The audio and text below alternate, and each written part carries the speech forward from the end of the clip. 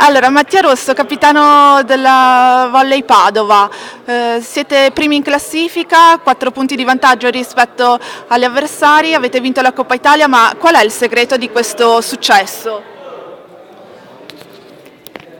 Ma che dire, nessun segreto in particolare. Credo che insomma, sia sotto gli occhi di tutti che comunque siamo una squadra composta da bravi giocatori, con un bravo allenatore e una società strutturata alle spalle, quindi questo successo diciamo, è il frutto del lavoro di tanti anni, poi ovvio che sicuramente abbiamo dalla nostra il fatto di avere compiuto un cammino in campionato decisamente costante, che credo sia il punto di forza di questa nostra squadra, ecco, la costanza di rendimento.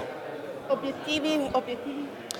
Adesso uno era la Coppa Italia e siamo riusciti a centrarlo, adesso ovviamente l'appetito via mangiando, quindi anche insomma, grazie alla posizione in classifica in cui ci troviamo, ovvio che puntiamo a vincere il campionato assolutamente.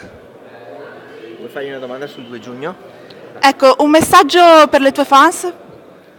Vi aspetto al palazzetto numerosi come sempre.